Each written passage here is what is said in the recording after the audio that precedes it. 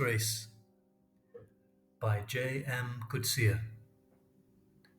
Chapter 8. He has forgotten how cold winter mornings can be in the uplands of the Eastern Cape. He has not brought the right clothes. He has to borrow a sweater from Lucy. Hands in pockets, he wanders among the flower beds. Out of sight on the Kenton Road, a car roars past, the sound lingering on the still air. Geese fly in echelon high overhead. What is he going to do with his time? "Would you like to go for a walk?" says Lucy behind him.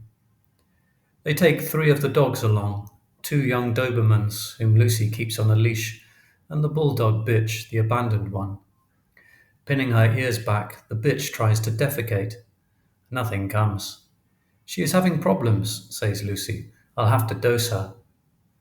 The bitch continues to strain, hanging her tongue out, glancing around shiftily as if ashamed to be watched.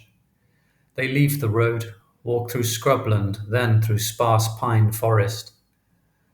"The girl you were involved with," says Lucy. "Was it serious?" "Didn't Rosalind tell you the story?"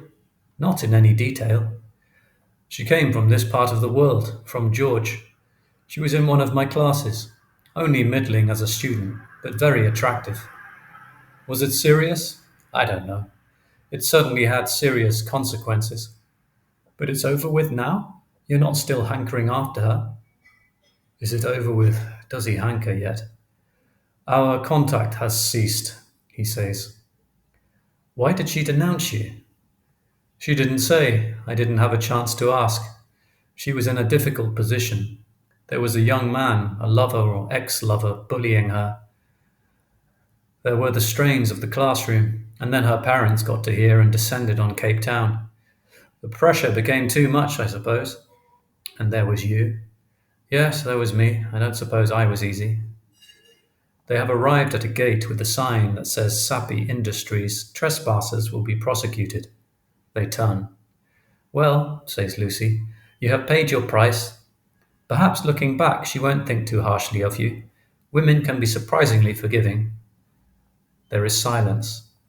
Is Lucy, his child, presuming to tell him about women? "Have you thought of getting married again?" asks Lucy. "To someone of my own generation, do you mean?" "I wasn't made for marriage, Lucy. You have seen that for yourself." "Yes, but—" "But what?" "But it is unseemly to go on preying on children." "I didn't mean that. Just that you are going to find it more difficult, not easier, as time passes." Never before have he and Lucy spoken about his intimate life. It is not proving easy. But if not to her, then to whom can he speak? "Do you remember Blake?" he says. "Sooner murder an infant in its cradle than nurse unacted desires." "Why do you quote that to me?" "Unacted desires can turn as ugly in the old as in the young. Therefore, every woman I have been close to has taught me something about myself, to the extent that they have made me a better person. I hope you're not claiming the reverse as well, that knowing you has turned your women into better people." He looks at her sharply. She smiles. "Just joking," she says. They return along the tar road. At the turn-off to the small holding, there is a painted sign he has not noticed before. "Cut flowers. Cycads," with an arrow. "Cycads," he says. "I thought cycads were illegal." "It's illegal to dig them up in the wild. I grow them from seed. I'll show you." They walk on, the young dogs tugging to be free, the bitch padding behind, panting. "And you? Is this what you want in life?" He waves a hand toward the garden, toward the house with sunlight glinting from its roof. "It will do," replies Lucy quietly. It is Saturday, market day. Lucy wakes him at 5, as arranged, with coffee. Swaddled against the cold, they join Petrus in the garden, where by the light of a halogen lamp he is already cutting flowers. He offers to take over from Petrus, but his fingers are soon so cold that he cannot tie the bunches. He passes the twine back to Petrus and instead wraps and packs. By 7, the dawn touching the hills and the dogs beginning to stir, the job is done. The combi is loaded with boxes of flowers, pockets of potatoes, onions, cabbage. Lucy drives. Petra stays behind. The heater does not work. Peering through the misted windscreen, she takes the Grahamstown road. He sits beside her, eating the sandwiches she has made. His nose drips. He hopes she does not notice. So, a new adventure. His daughter, whom once upon a time he used to drive to school and ballet class, to the circus and the skating rink, is taking him on an outing, showing him life, showing him this other, unfamiliar world. On Donkin Square, stallholders are already setting up trestle tables and laying out their wares. There is a smell of burning meat. A cold mist hangs over the town. People rub their hands, stamp their feet, curse. There is a show of bonhomie from which Lucy, to his relief, holds herself apart. They are in what appears to be the produce quarter. On their left are three African women with milk, massa, butter to sell. Also, from a bucket with a wet cloth over it, soup bones. On their right are an old Afrikaner couple whom Lucy greets as Tante Mims and Koos, and a little assistant in a balaclava cap who cannot be more than 10.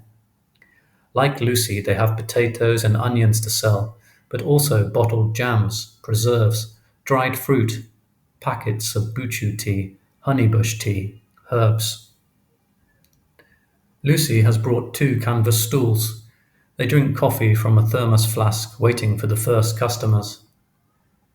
2 weeks ago, he was in a classroom explaining to the bored youth of the country the distinction between drink and drink up, burned and burnt, the perfective signifying an action carried through to its conclusion. How far away it all seems. I live, I have lived, I lived. Lucy's potatoes, tumbled out into a bushel basket, have been washed clean. Koos and Mims are still speckled with earth. In the course of the morning, Lucy takes in nearly 500 rand. Her flowers sell steadily. At 11 o'clock, she drops her prices and the last of the produce goes. There is plenty of trade too at the milk and meat stall, but the old couple seated side by side, wooden and unsmiling, do less well. Many of Lucy's customers know her by name, middle-aged women, most of them with a touch of the proprietary in their attitude to her, as though her success were theirs too. Each time she introduces him, "Meet my father, David Lurie, on a visit from Cape Town." "You must be very proud of your daughter, Mr. Lurie," they say. "Yes, very proud," he replies. "Bev runs the animal refuge," says Lucy, after one of the introductions. "I give her a hand sometimes. We'll drop in at her place on the way back, if that is all right with you." He has not taken to Bev Shaw, a dumpy, bustling little woman with black freckles, close-cropped, wiry hair and no neck. He does not like women who make no effort to be attractive. It is a resistance he has had to Lucy's friends before. Nothing to be proud of. A prejudice that has settled in his mind, settled down. His mind has become a refuge for old thoughts, idle, indigent, with nowhere else to go. He ought to chase them out, sweep the premises clean, but he does not care to do so, or does not care enough. The Animal Welfare League, once an active charity in Grahamstown, has had to close down its operation. However, a handful of volunteers led by Bev Shaw still runs a clinic from the old premises. He has nothing against the animal lovers with whom Lucy has been mixed up as long as he can remember. The world would no doubt be a worse place without them.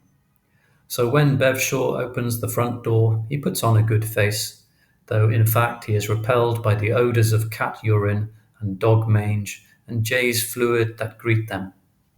The house is just as he had imagined it would be: rubbishy furniture, a clutter of ornaments, porcelain shepherdesses, cowbells, an ostrich feather fly whisk, the yammer of a radio, the cheeping of birds in cages, cats everywhere underfoot. There is not only Bev Shaw, there is Bill Shaw too, equally squat, drinking tea at the kitchen table, with a beet-red face and silver hair, and a sweater with a floppy collar. Sit down, Dave," says Bill. "Have a cup, make yourself at home."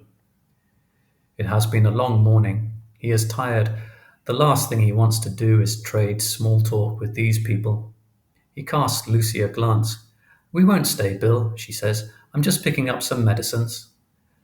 Through a window he glimpses the Shaw's backyard, an apple tree dropping worm-ridden fruit, rampant weeds, an area fenced in with galvanized iron sheets, wooden pallets, old tires, where chickens scratch around and what looks uncommonly like a duiker snoozes in the corner. "What do you think?" says Lucy afterwards in the car. "I don't want to be rude. It's a subculture of its own, I'm sure. Don't they have children?" "No, no children." "Don't underestimate Bev. She's not a fool. She does an enormous amount of good. She's been going into D Village for years, first for animal welfare, now on her own." "It must be a losing battle." "Yes, it is. There is no funding any longer. On the list of the nation's priorities, animals come nowhere." "She must get despondent." "You too." "Yes, no. Does it matter? The animals she helps aren't despondent. They are greatly relieved." "That's wonderful, then." "I'm sorry, my child. I just find it hard to whip up an interest in the subject. It's admirable what you do, what she does. But to me, animal welfare people are a bit like Christians of a certain kind. Everyone is so cheerful and well-intentioned that after a while you itch to go off and do some raping and pillaging, or to kick a cat." He is surprised by his outburst. He is not in a bad temper. Not in the least. "You think I ought to involve myself in more important things," says Lucy. They are on the open road. She drives without glancing at him. "You think, because I am your daughter, I ought to be doing something better with my life." He is already shaking his head. "No, no, no," he murmurs. "You think I ought to be painting still lives or teaching myself Russian. You don't approve of friends like Bev and Bill Shaw because they are not going to lead me to a higher life. That's not true, Lucy." "But it is true. They are not going to lead me to a higher life. And the reason is, there is no higher life.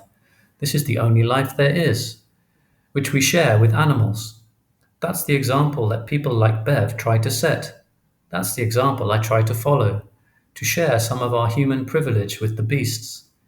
I don't want to come back in another existence as a dog or a pig and have to live as dogs or pigs live under us.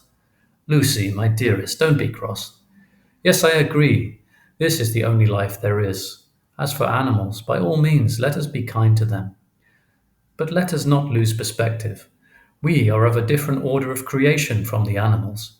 Not higher necessarily, just different. So if we are going to be kind, let it be out of simple generosity, not because we feel guilty or fear retribution." Lucy draws a breath. She seems about to respond to his homily, but then does not. They arrive at the house in silence.